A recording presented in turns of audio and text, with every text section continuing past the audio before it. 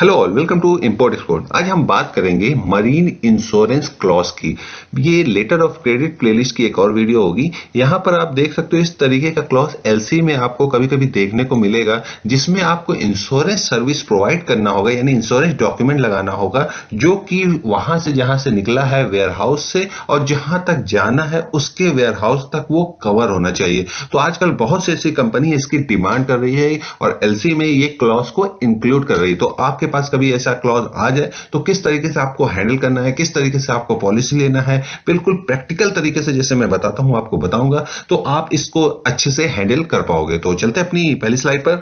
तो मैं आ गया हूं सिस्टम पर लाइव। आपको सबसे पहले तो मैं एलसी की कॉपी दिखा देता हूं। ये आपको देख सकते हो एलसी की कॉपी है। ये कंफर्म लेटर ऑफ क्रेडिट की कॉपी है। इसकी पीडीएफ फाइल मैं अपने टेलीग्राम चैनल पर आपको शेयर करूंगा। अगर आप पढ़ना चाहते हो वहां से पढ़ सकते हो। टेलीग्राम के चैनल की लिंक जो है वो मेरे डिस्क्रिप्शन में दी हुई है, आप वहां से जाके ग्रुप में जुड़ सकते हो। ठीक है, तो ये ओरिजिनल एलसी है। एलसी को आप ये ध्यान रखना कि आप यहां पर देखोगे, यहां पर ऊपर की साइड यहां पर कुछ भी नहीं लिखा हुआ है। लेकिन जनरली क्या होता है, अगर इंडिया में आप देखोगे तो ऊपर बैंक का नाम लिखा होगा। आईसीआई बैंक है, एचडीएफसी बैंक है, जिस भी एलसी से कंफर्म हुआ है आपको उसका नाम जरूर यहां पर आपको मिल जाएगा। पर इसमें आपको कोई भी नाम नहीं देखने को मिला, क्योंकि ये हमारी जो एक कंपनी है जो सिंगापुर में है, उस कंपनी पर असाइन हुई थी। वहां पर ऐसे ही चलता है, उसकी जरूरत नहीं पड़ती। जो बैंक होता है ऐसे ही ऑनलाइन आपको कंफर्मेशन दे देती है, उसी के अकॉर्डिंग हो जाता है। उसके लिए आपको जनरली कॉपी शेयर करने की जरूरत नहीं पड़ती कि आपको वो पोस्ट करेगी आपके पास आएगी, ऐसा नहीं। उससे सिंगापुर में ज्यादातर की ऑनलाइन है। पर इंडिया में क्या होता है, जनरली जो बैंक होगा वो कुरियर कंपनी से आपके पास भेज देती है, उस पर पूरा लोगो वगैरह लिखा होता है। ठीक है, तो मैं आपको इसकी पीडीएफ आपको दे दूंगा। तो मैं अभी चलता हूँ, हमारा जो काम इसको थोड़ा बड़ा कर लेते हैं।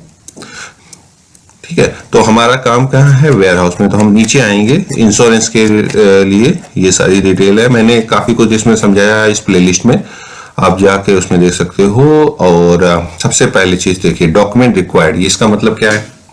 इसका मतलब जो एलसी ओपन किया है उसने ये चीज आपको डॉक्यूमेंट प्रोवाइड करना पड़ेगा। आप यानी कि जब अपने बैंक को डॉक्यूमेंट प्रेजेंट करोगे तो ये सारे डॉक्यूमेंट आपको देना होगा। अगर आप नहीं दोगे तो जब तक आप क्लेम नहीं कर सकते। ये बहुत ही इंपॉर्टेंट हो जाता है। ठीक है, मतलब ये डॉक्यूमेंट नहीं जाओगे तो फिर डिस्क्रिपेंसी लग जाती है, वो अलग टॉपिक है डिस्क्रिपेंसी। ठीक है, उसमें मैं नेक्स्ट वीडियो में आपको बताऊंगा। अभी आप इंश्योरेंस से रिलेटेड हम आएंगे तो आप देख सकते हो ये 6 नंबर पर मरीन इंश्योरेंस पॉलिसी। अब यहाँ पर आप देख सकते हो पूरा लिखा हुआ है कि it should be covered warehouse to warehouse, यानी कि जो आपका शिपमेंट, आप चाहे इंडिया में हो चाहे आप किसी भी कंट्री में हो, ठीक है, तो आपका शिपमेंट चाहे हो सकता है किसी और कंट्री से आप डिस्पैच कर रहे हो, क्योंकि आजकल ट्रेडिंग बहुत ज्यादा हो रहा है। तो वहां से जहां से निकलेगा उसके वेयर हाउस से और जहां तक जाना है, जो कि उसको खरीद रहा है आपसे माल, उसके वेयर हाउस तक आपका इंश्योरेंस कवर होना चाहिए। ये इसका रूल है। ठीक है, आगे इन्होंने कहते हैं कि जो आपका कवरिंग होगी वो आपकी जो भी इनवॉइस की वैल्यू होगी, यानी कि जो भी एलसी की वैल्यू है उससे 10% आपको ऐड करना पड़ेगा। यानी आपकी जो वैल्यू उस पर 10% ऐड होगा, उसके बाद जो भी आपका खर्चा आएगा उसके अकॉर्डिंग वो चार्ज करके आपको पॉलिसी लेना है। उसके आगे नीचे क्लॉज इंटरव्यू वगैरह लिखा है, वो इतना इंपॉर्टेंट नहीं है। आपको क्या करना है, यहाँ 6 नंबर ऊपर से यहाँ से आप यहाँ तक स्क्रीनशॉट ले लेना स्निपिंग टूल से और इसको कॉपी कर लेना। ठीक है, अभी चलते हैं आगे। नेक्स्ट आपको मैं अब मेरा जो शिपमेंट था वो उसकी डिटेल भी दे देता हूँ कि उसमें क्या क्या डिटेल थी। ये चीज आपको जो पॉलिसी आप जिससे लोगे आपको शेयर भी करनी पड़ेगी। ठीक है, तो सबसे पहली चीज मूवमेंट। तो मेरा जो मूवमेंट था, चाइना से शिपमेंट को डिस्पैच होना था और इंडिया आना था बैंगलोर पोर्ट पर। बट आप यहाँ पर देख सकते हो बाई ट्रक हांगकांग। मतलब क्या, देखिए शिपमेंट क्या था, उसकी साइज जो हाइट बहुत ज्यादा थी। तो मैंने एक वीडियो आपको बनाई थी, उसमें मैंने आपको बताया था कुछ शिपमेंट बाई एयर अगर आ रहा है तो वो एक लिमिटेड हाइट तक ही आ सकता है, नहीं तो आपको क्या करना पड़ेगा, फ्रेटर फ्लाइट की तरफ जाना पड़ेगा। जो फ्रेटर फ्लाइट होती है, मैंने वीडियो भी बनाई है उसकी, आप मेरे चैनल पे जाकर देख सकते हो। उसकी हाइट ज्यादा होती है तो उसके अकॉर्डिंग आराम से आपका शिपमेंट वहां से हो जाता है। तो चाइना में ऐसा नहीं है कि फ्रेटर फ्लाइट नहीं है, सबसे ज्यादा गल्फ में इजिली होता है, लेकिन क्योंकि वो ज्यादा उनके हाइट ज्यादा होते हैं उनके शिपमेंट के। लेकिन यहाँ पर जो हमें शेड्यूल मिल रहा था वो आगे के मिल रहे थे, क्योंकि फ्रेटर फ्लाइट काफी कम होती है। तो हांगकांग से हमें जो पोर्ट था वो ज्यादा इजिली मिल रहा था, वहां से एयरपोर्ट के थ्रू इंडिया में डिस्पैच हो जाता है। अब यहां पर क्या होगा, लेकिन प्रॉब्लम क्या है, हमारा शिपमेंट क्या है, चाइना में। लेकिन आपको क्लॉज क्या बताया मैंने, वेयर हाउस से वेयर हाउस तक जाएगी। भले वो हांगकांग पोर्ट से निकले उससे मतलब नहीं, कहीं से भी घूम घाम के आए, पर पूरा जितना भी शिपमेंट मूव हो रहा है सारा चीज होगा। इसीलिए इसमें हमें जो अमाउंट थे वो डबल लग गए। कैसे लग गए? पहले जो चाइना से शिपमेंट जाएगा बाई ट्रक हांगकांग, चाइना के जो पोर्ट है जहां से हमारा जो भी जहां से हमारा शिपमेंट निकलना है, वहां से वो एक ट्रक में हांगकांग के तक जाएगा, हांगकांग के एयरपोर्ट तक जाएगा।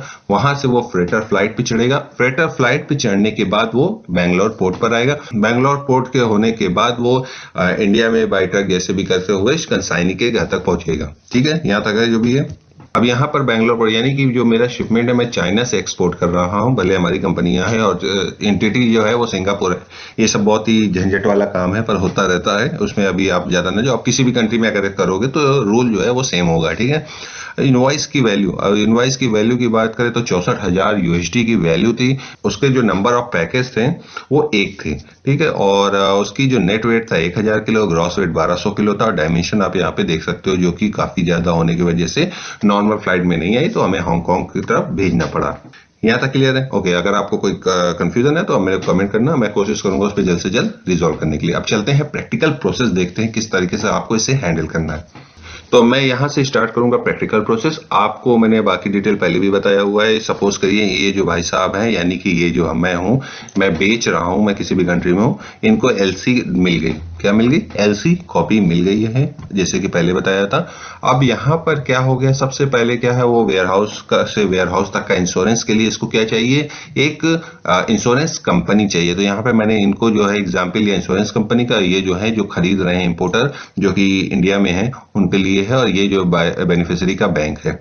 अभी क्या हो गया, देखिए अगर आपका मरीन पॉलिसी होती है, अगर आपने उनसे पहले से लिया हुआ है तो आप वहीं से डायरेक्टली उनसे कोऑर्डिनेट कर सकते हो। अगर आपने पॉलिसी नहीं लिया है तो आप डायरेक्टली पॉलिसी खरीद भी सकते हो। अगर जैसे आप क्या कर रहे हो, अभी नए नए एक्सपोर्टर हो, इतनी ज्यादा शिपमेंट है नहीं, तो आप क्यों ओपन कराओगे? क्योंकि उसके लिए ओपन कराने लेते हैं कि जिनके पास बार बार शिपमेंट होते हैं। तो आप जनरली पॉलिसी खरीद सकते हो।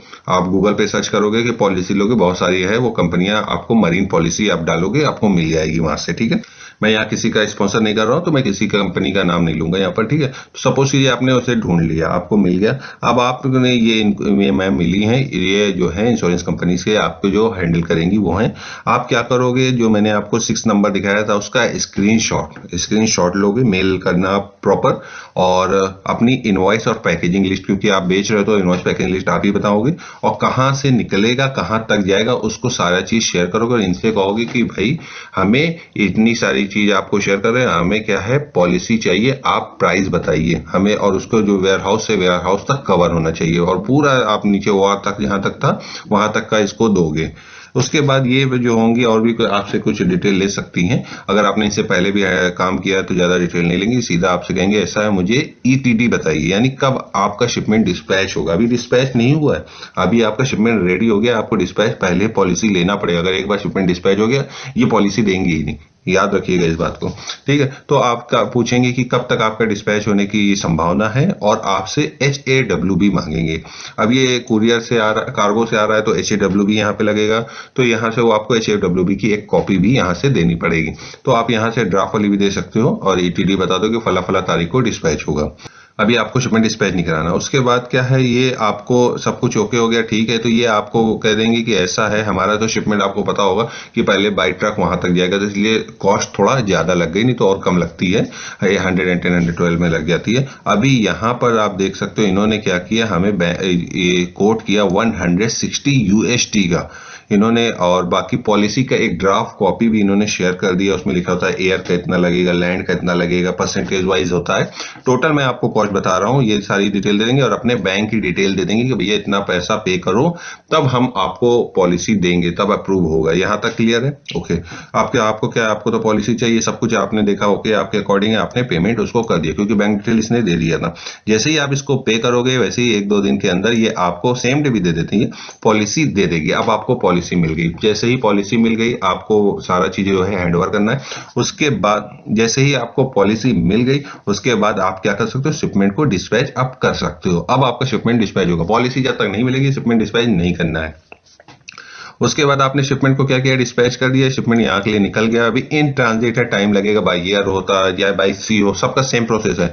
उसके बाद आपका क्या करना है, आपको जो डॉक्यूमेंट एलसी के लिए क्या होता है, मैंने आपको बार बार बता रहा हूँ, डॉक्यूमेंट प्रेजेंट करना पड़ता है, पिछली वीडियो में भी बताया।